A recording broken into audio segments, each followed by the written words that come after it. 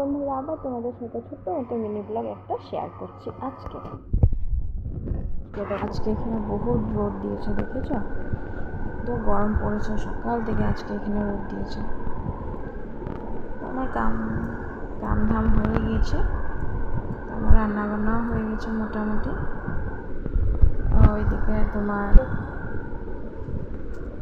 মাছের তরকারি বানালাম, ভাত আর ডাল বানালাম।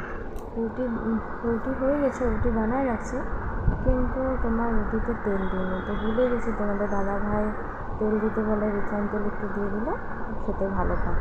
তো রুটি তো বানায় রেখেছে, তো এখন কী করবো, রুটিটাতে আবার গরম করে তেল দিয়ে দিব।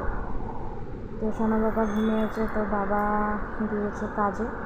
তোমাদের দাদা ভাই দোকান খুলেছে, তো সোনা বাবাকে খেয়ে ঘুম পাড়ায় দিয়েছে। আজকে একটু লেটে উঠেছে, তো স্নান করায়নি। ঘুমের থেকে উঠে তো স্নান করাবো, তো ঘুমের থেকে উঠে স্নান করাবো। তো আমারও মোটামুটি কাজ শেষ, তাই ভেবেছি তোমাদের সাথে একটু মিনি ব্লগ শেয়ার করি। তো যে সোনা পাপা আর মা ঘুমিয়ে আছে, তো কী করবো, কাম ধাম আমাদের শেষ হয়ে গেছে। তো দেখো 12:10 বাজে, মোটামুটি আমার কাজ শেষ। তো এখন কী করবো দেখি, তোমাদের সাথে একটু কথা বলি কী করলাম।